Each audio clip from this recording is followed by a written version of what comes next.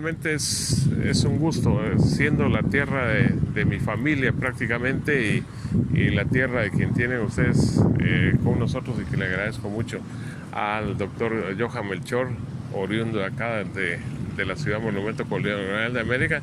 Nos va a hacer un repaso, porque si aquello se da todo el recorrido de cada espacio que tiene la Antigua con tanta historia, pues realmente tendríamos que ocupar, y sería fantástico, una serie de programas acá de @Contacto Deportivo GT por Facebook y también de lo que es Contacto Deportivo Gustavo Velázquez por YouTube. Así que bienvenido, y la Antigua es suya, así que descríbanos parte de esa riquísima historia. Gusto saludarlo. Mucho gusto, saludos a todos los televidentes. Estamos aquí en la ciudad de Santiago de Guatemala, en lo que fue la ciudad de Santiago, fundada por los españoles conquistadores el 25 de julio de 1524, por diferentes problemas con los caciqueles y un problema que se tuvieron que venir hacia lo que ahora es las faldas del volcán de Agua, que es cerca de donde ahora es Ciudad Vieja, y un deslave los destruyó y vinieron a este hermoso valle de Panchoy, que es uno de los más ricos, que tiene agua, tiene mucha riqueza, por eso le pusieron a la Antigua después la ciudad de las Perpetuas Rosas, por su excelente clima, y la establecieron en base a trazarla en cuadrícula, comenzando por la plaza central, que en ese tiempo no era un parque, sino era una plaza donde se establecía el mercado. Ahí teníamos la catedral, que era uno de el edificio religioso principal, el Palacio de la Audiencia o de los Capitanes Generales, donde residía el Poder Judicial y de Gobierno. Estaban las panaderas, que era el portal del comercio, donde estaban todos los comerciantes, y el Palacio del Ayuntamiento. Al lado de la catedral se logró conseguir con el paso de los años que se estableciera la Universidad de San Carlos, que fue la primera universidad aquí en Guatemala, que era Real y Pontificia, Universidad de San Carlos de Guatemala, al lado del seminario, ¿verdad? Muy cerca de ahí está la iglesia de San Pedro, que funcionó por mucho tiempo después del traslado, como donde guardaron todas las cosas que se quedaron, que no se fueron para Guatemala, que es ahora las obras sociales del hermano Pedro. Y ya después la ciudad se fue expandiendo durante el siglo XVI, XVII y XVIII, llegando a contar con varios conventos de frailes y además conventos de monjas. Uno de ellos, de los conventos de frailes, es el que tenemos nosotros aquí, que es el convento de la Orden de la Merced, que acaba de cumplir sus 800 años de fundación la Orden y ya casi 400 de estar en Guatemala. A los mercedarios les tocó evangelizar el área de Huehuetenango. Y por supuesto aquí en Guatemala, unas partes en Nicaragua también tenían unos pueblos ahí, pero la mayor parte fue en Huehuetenango. Y además de eso tenemos en el lado caso a los extremos de la ciudad, a los padres recoletos, que también son de una orden, que ellos tuvieron a su cargo la evangelización de los talamancas en Costa Rica. Entonces se iban desde aquí hasta Costa Rica y regresaban las misiones, y se establecieron precisamente para eso.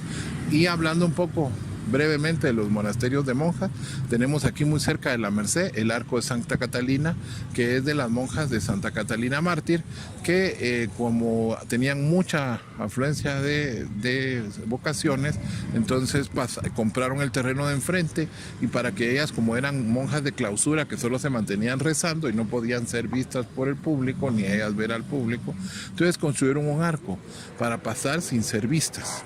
En el siglo XIX ya la MUNI, ya cuando ya no estaban las monjas, se habían pasado a Guatemala, le mandó a poner un reloj, ¿verdad? Y ese arco ha sido reparado varias veces, ¿verdad? Pero lo que se ha tratado es mantener ese reloj. Ese sí es posterior al convento de capuchinos. Y el otro convento destacadísimo de la ciudad de monjas es el de Nuestra Señora del Pilar de Zaragoza, Capuchinas, que es Nuestra Señora del Pilar, es la patrona de España, y es donde estuvo varias santas ahí tuvieron en España.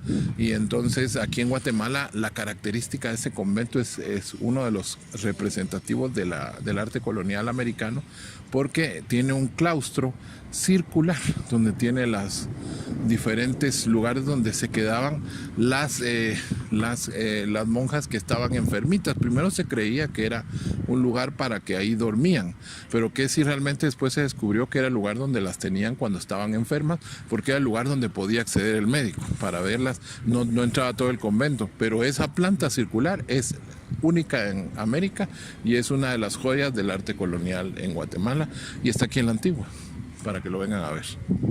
Algo muy importante, Johan, es por ejemplo, siendo usted muy cercano del propio barrio de la Merced, ¿qué es lo que más le impacta de todo este complejo? Y que incluso, ya que usted mencionaba los 800 años de la Orden Mercedaria, acaba de salir en procesión el Nazareno, que es aquí conocido Claro. como el Nazareno de la Antigua.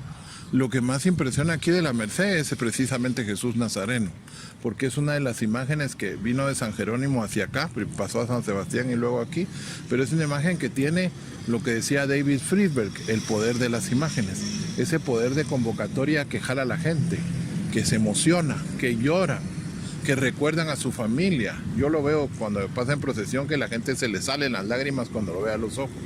Esas imágenes que tienen ese poder, esas son las que cautivan, y esta imagen tiene esas características al verla a los ojos. Entonces lo más representativo de la Antigua está dentro de la iglesia de la Merced. No solo la iglesia es hermosa por sus detalles de hermosura barroca, sus grandes detalles de no dejar vacíos, ¿verdad? Por ser característica del barroco, porque influye en el arte centroamericano también del siglo XVIII, sino también porque tiene una de las mejores esculturas hechas en Guatemala, que logró cumplir su cometido a tal punto que siguen las generaciones teniendo estos detalles, ¿verdad? ¿Usted cree, porque usted es realmente historiador y le gusta desmenuzar y ir a la profundidad y documentalmente sustentarse, que tiene más influencia en feligresía el Nazareno de la Merced que el sepultado de San Felipe? Pues la verdad es que en eso sí me metería un poco a Honduras. Yo siento que tienen los dos suficiente devoción. Incluso hasta podría decir que tiene más cucuruchos el Señor de San Felipe. La diferencia está en que Jesús de la Merced está vivo y lo puede uno ver a los ojos, y eso conmueve. En cambio, con el Señor de San Felipe, como ya está sepultado, ya murió, entonces no lo puede uno ver. Entonces solo ve y entonces lo acompaña hasta la muerte, ¿verdad? Hasta su sepultura, pero no lo puede ver a los ojos. Entonces la ventaja de un nazareno es que tiene varias cosas que hacen que la gente se comunique, ¿verdad?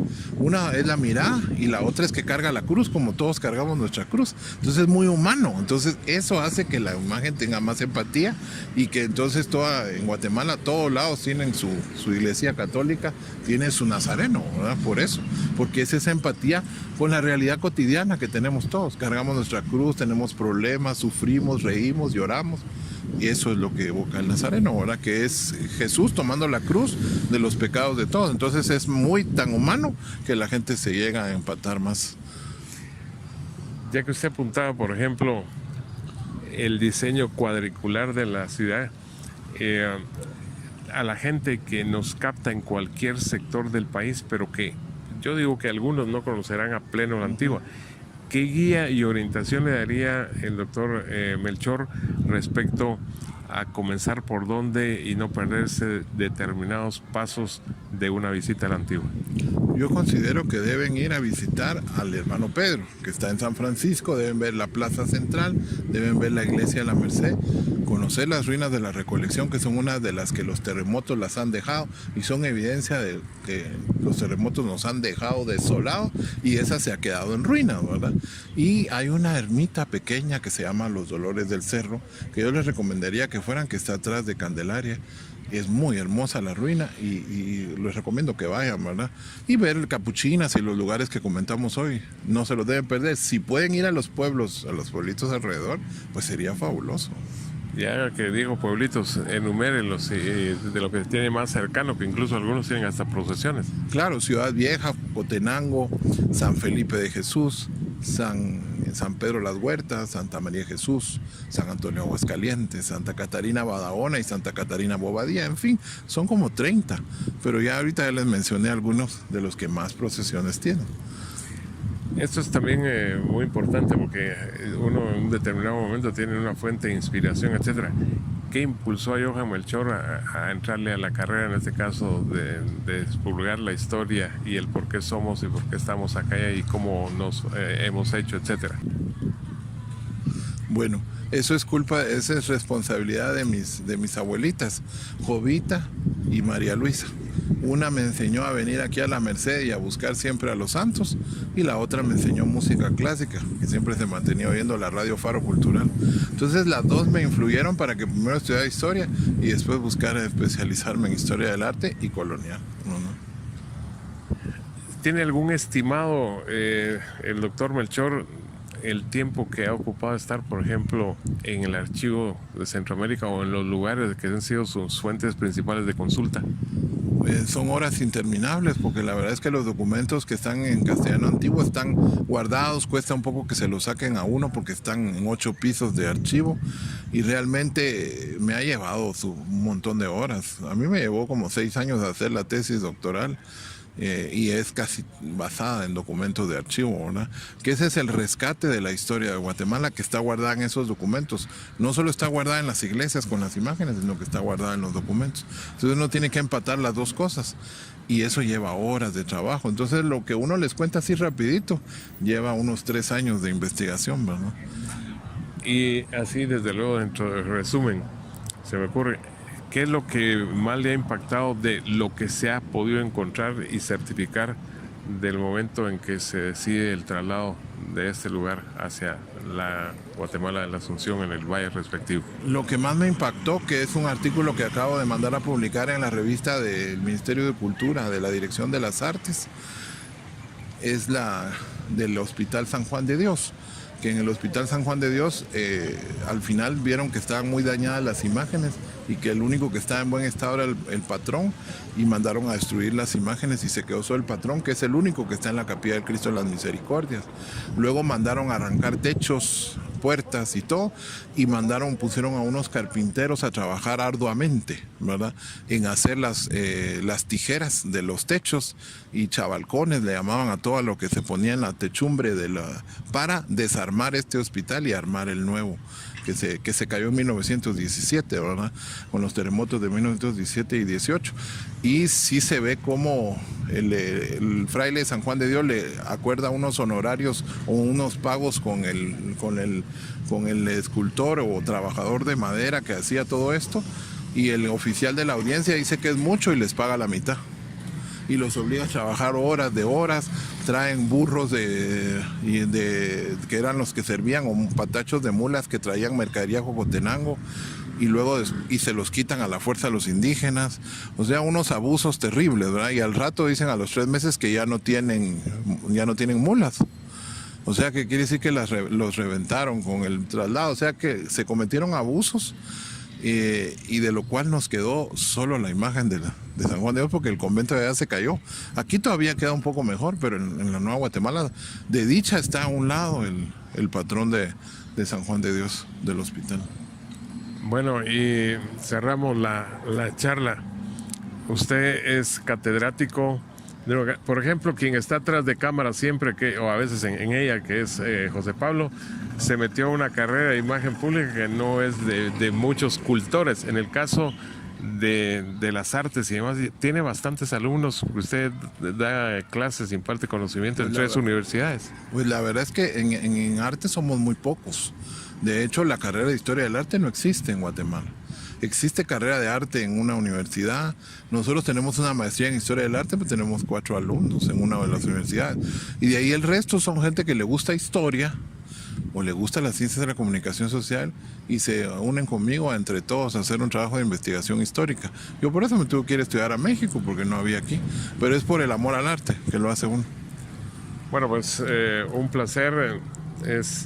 Siempre han escuchado ustedes cuando la ocasión lo ha meritado decir un libro abierto, que es una Biblia abierta en el sentido del conocimiento amplio que tiene el doctor Johan Melchor. Así que muy amable por hacernos este repaso de su querida Antigua, la venerable Antigua, la histórica Antigua. Muchas gracias, Gustavo. Estamos siempre a la orden.